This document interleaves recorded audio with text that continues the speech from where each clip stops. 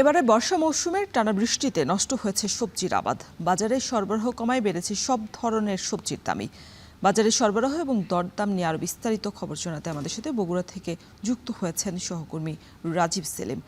রাজীব, আপনি যেই বাজারে রয়েছেন সে বাজারে কোন সবজি কত দামে বিক্রি হচ্ছে বিস্তারিত জানাবেন, আর বাজারগুলোতে ক্রেতা উপস্থিতি ছুটির দিনে কেমন দেখছেন?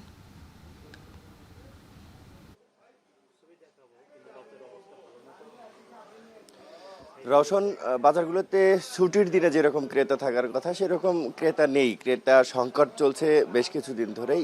এই যে বর্ষা মৌসুম চলছে, এই মৌসুমে প্রতি বছরই সবজির সরবরাহ সংকট দেখা দেয়। এখন বাজারে যে সবজিগুলো দেখা যাচ্ছে এগুলো গ্রীষ্মকালীন সবজি, আর এই সবজিগুলো এই বর্ষা মৌসুম জুড়েই চলে। তবে এই প্রতি বছরই এই বর্ষা মৌসুমে সবজির কিছুটা সরবরাহ সংকট শুরু হয়। এর কারণ বৃষ্টিপাতের কারণে অনেক সময় সবজির ফসল নষ্ট হয়। তবে এবছর একটু বৃষ্টির পরিমাণ বেশি হওয়ার কারণে সরবরাহ সংকটও বেড়েছে এবং সেই কারণেই হঠাৎ সবজির দাম বৃদ্ধি পেয়েছে।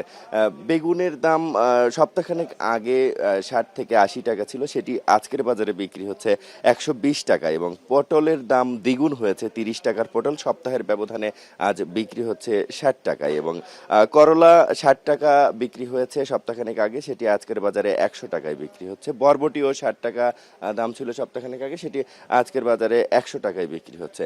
এই যে সবজিগুলো এখন পর্যন্ত যে সবজিগুলো রয়েছে, এই সবজিগুলো গ্রীষ্মকালীন সবজি, এবং গ্রীষ্মকালীন সবজি উৎপাদনে বরাবরই কৃষকের খরচ খানিকটা বেশি হয়ে থাকে, বাড়তি সেচ দিতে হয় সে কারণে, এবং সার কীটনাশকের যে দাম, সেই বাড়তি সার কীটনাশক দিতে হয় গ্রীষ্মকালীন সবজি উৎপাদনের ক্ষেত্রে, সে কারণে উৎপাদন খরচ বেশি হয়ে থাকে।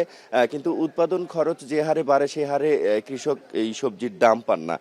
এর কারণ বগুড়ার যে সবচেয়ে বড় পাইকারি মোকাম মহাস্থান যে সবজির হাট রয়েছে, সেই হাটে কৃষক সবজি বিক্রি করেন সরাসরি পাইকারের কাছে, সেখান থেকে দেশের বিভিন্ন প্রান্তে যায়। তবে সেই হাটটিতেও মধ্যস্বত্বভোগী রয়েছে, এবং সেখানে চাষিদের কাছ থেকে সবজি কেনা হয় এবং তারপর পাইকারদের কাছে বিক্রি করা হয়। অর্থাৎ সবজির পাইকাররা সবজির হাট থেকে সবজি কিনতেই অনেকটা বাড়তি দামে কিনতে হয়, এবং সে কারণেই সবজির দাম অনেক সময় বৃদ্ধি পেয়ে থাকে। তবে মাত্র 10 থেকে 11 কিলোমিটার দূরের বাজারে যে দামে বিক্রি হয়, এই বগুড়া শহরের ভেতরের যে সবজি বাজারগুলো, সেই বাজারগুলোতে অনেক সময় সবজির দাম দ্বিগুণ দামে বিক্রি হয়ে থাকে। পাইকারি এবং খুচরার তারতম্য অনেকটা বেশি হয়ে থাকে।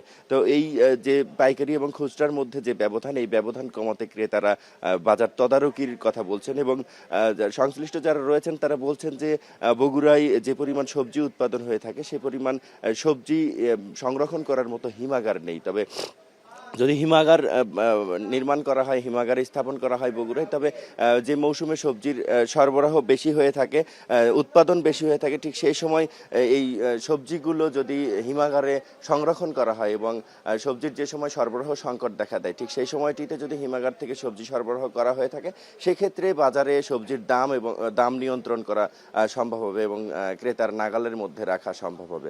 এই ছিল আমার কাছে বগুড়ার সবজি বাজার থেকে সব শেষ খবর। রওশন।